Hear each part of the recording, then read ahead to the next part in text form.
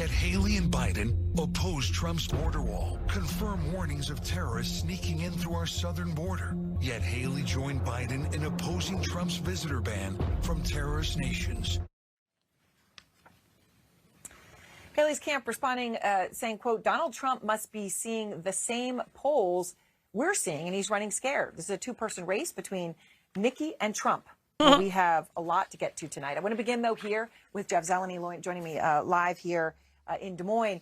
So, Jeff, you have spent an extraordinary amount of time in the state, and now here we are in the final days. People's got to make up their decision. So what are you hearing from the voters who have not made up their minds yet? Well, Aaron, surprisingly, there are a lot of voters who have not made up their minds. For some, it's because they truly can't choose. Others are just tuning in right now, just paying attention after the holidays. You hear questions about electability. You hear concerns about specific policy issues. But as these candidates try and make their cases, we hear a lot of voters trying to weigh between DeSantis and Haley. That's why tonight's town hall is so important. But as they make their case to voters, looming large over all of this is what they're actually saying about Donald Trump. Well, I mean, first of all, he won't debate. I mean, like, how about, he's not willing to get on a stage. He's not willing to answer questions. Loser! Chaos follows him. And we can't be a country in disarray and have a world on fire and go through 4 more years of chaos. Ron DeSantis and Nikki Haley are talking a lot about Donald Trump. I think right now we need a commander-in-chief, a general to lead us to victory who has not yet been wounded in that war. Somebody with fresh legs to lead us forward to the next generation. And if we don't get slippery, slick politicians out of the way. Oh my God, he's so good. We'll lose that fight. Vivek Ramaswamy and Chris Christie are too.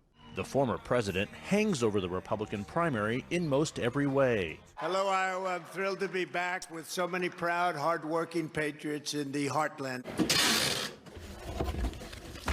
Just 11 days before voters in Iowa render the first judgments of the GOP contest. For his rivals, one of the biggest balancing acts on the campaign trail is how much to talk about Trump, and just how to do it without alienating Republican voters they're still trying to win over.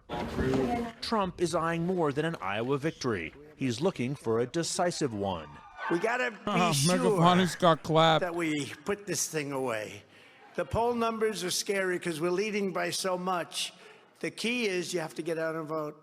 As he heads back to Iowa on Friday for a weekend campaign swing, advisors tell CNN that complacency among supporters poses more of a challenge than any of his rivals. We can put this to bed after Iowa, if you want to know the truth. We can put it to bed for them, too. They can go home and forget it. But you have to go out. Happy New Year! With time running short to make his case, DeSantis has been sharpening his argument on electability. I don't think Donald Trump ultimately can win an election. And relentlessly reminding Republicans what Trump failed to accomplish. And I have said with Trump, he's running on the same issues that he ran on in 2016 and didn't deliver on. Border wall with Mexico paying for it, deporting illegal aliens, draining the swamp. Haley bluntly blames Trump for his share in building the nation's record-high debt. Everybody talks about how good the Also economy was stupid. under Trump, and it was good, right? But at what cost? He put us $8 trillion in debt just in 4 years. Our kids will never forgive us for that. The question is whether any of this will whittle away Trump's support in Iowa. I have voted for Trump in the past. Rick Beatty said he misses many of Trump's policies, but little more. There's a lot of times I wish he would change his language.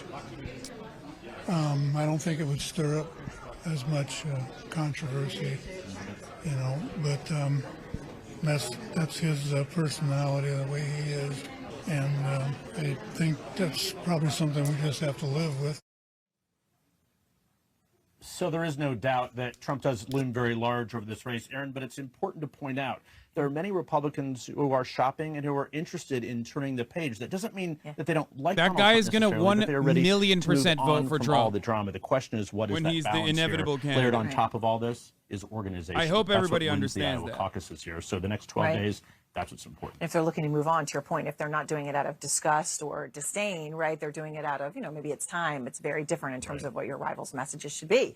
And that's the crucial question. So, Jeff, stay with me. I want to bring in Amy Walter now into the conversation, the publisher and editor-in-chief of the Cook Political Report. So, Amy, Great to have you back. I mean, from what you're seeing and hearing, and you're seeing this reporting as well, who do you think has the momentum on the ground right now in Iowa? Come on. Nikki Haley or Ron DeSantis? Who do you think?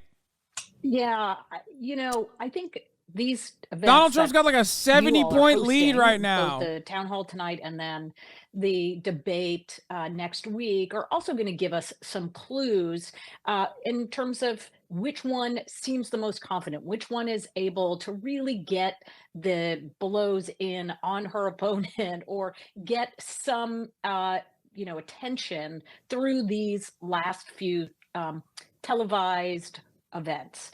But honestly, I think that it's really now up to Ron DeSantis. He is the one who has put everything on the line for Iowa, and anything other than a second place finish is going to be a huge problem.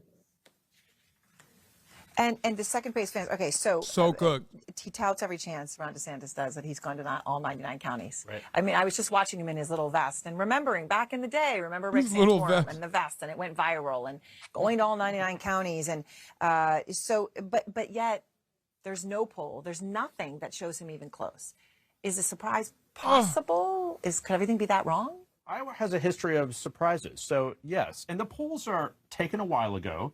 Before the holidays. So at this point, I think, let's throw the polls out and listen to what the voters are saying. That's insane. Yeah. It is, you do sense momentum. That's insane. Here, and it's not That's necessarily insane. They're trying to build a narrative. DeSantis side as much as Haley. But that organization, is so again, matters so tremendously here. So I think Amy's There's right. no reason. There's no Okay, doubt that Governor DeSantis This has is like more at stake here in Iowa. Bro. Then don't do polling, okay?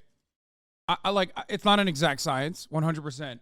But you basically are just saying, like, you're no different than just reading the tea leaves at that point. That's insane. Change having an impact when you actually look at what people think, or your confidence in our read of what people think. And Jeff knows this very well too. The Des Moines Register poll usually comes out the weekend before the caucuses. That is the expectation setter. Where we see movement, unfortunately, may not be for a little while longer. Obviously, we got another week or so before we get through the last week of campaigning here. But if it shows that Trump is as far ahead as all the earlier polling has shown, then it's really now a question of whether or not the second place candidate is Haley or is DeSantis, and whether that is enough to bring Haley into with a big steam behind her, head of steam behind her into New Hampshire. I think there's also something else really important to appreciate about this moment in Iowa, which is the fact that you said earlier these candidates, they're only now coming out against President Trump, sort of addressing him directly. But remember, we've had over 2 years now since the January 6th event. I've been literally saying attack on the Capitol. Republicans, leaders. I've been literally saying that they should have been at least like trying to rip into Trump for as long as they as long as they could, and then they refused to do it. And now a week out, you look like a fucking coward. You look pathetic. Only a handful of Republicans voted to impeach the president over these actions. And of course, they did not participate in the January 6th investigations and the commission. So it's very hard for these candidates now, 3 years on, to suddenly be telling Republican candidates this matter when their leadership in Washington has been telling them for years that it's not important and that it's not a real issue. Yeah, it puts them in a difficult situation as they try to court that base or court those viewers, as Jeff said, some of whom are ready to move on, but not doing so with disgust over those issues. All right, Amy, thank you very much. And our Jeff Zeleny, thank you. Bob Vanderplatz is with me now here in Des Moines. And anybody who watches anything about politics, our show over the years, great to be with you, Bob. Know you, right? Major evangelical leader here, CEO of the Conservative Family Leader Organization. And I should note you've endorsed Ron DeSantis. So in this whole conversation, loser, in that context, will you be happy if Ron DeSantis is number 2? Well, I think what it is, this is an expectation game now. I mean, Trump's got the expectation he needs to score in the mid-50s. He needs to dominate this. He's telling his caucus goers, we're going to dominate this. We're going to put it to bed. Nikki Haley, the governor of Sununu, is now saying she's going to take second place. So that's her expectation. I really believe Governor DeSantis is going to have a great night on Monday night, January 15. Yeah. I think he'll beat the expectations, and it does become Loser an talk. expectation game. Okay, now to this point, I guess you're going to say it all sets, and Amy's talking Sure. about that poll that comes out, the Des Moines Register poll everyone Yeah. talks about. Now, what is second? If Trump comes in at 50, if it comes in near the expectation, if Ron DeSantis isn't close, if it's a blowout but he's second, is that it?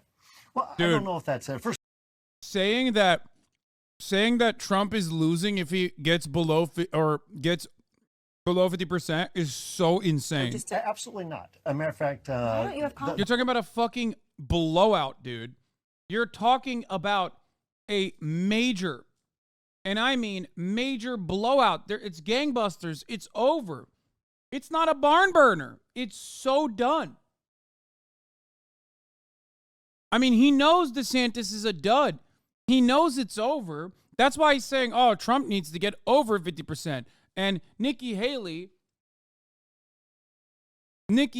says she's going to be in second place. But if she does, well, who knows? Even then, Ron DeSantis, shut up. Criticizing him, saying, you got to go after Trump. What is wrong with you? Why are you not doing that? Now, you backed the wrong we have horse. seen some of that from both DeSantis and Haley, but not very much. And certainly when you look at where they're spending their political money, it's all been going after each other as opposed to Trump. So I want to just play one of these voters who talked to Jeff Zeleny. He said, all right, I'm frustrated with DeSantis. He's still going to vote for him, but I want to play what he said. I think he needs to go after Trump, and I don't see him doing it. So I don't know that he's going to be able to pull this off unless he goes after Trump.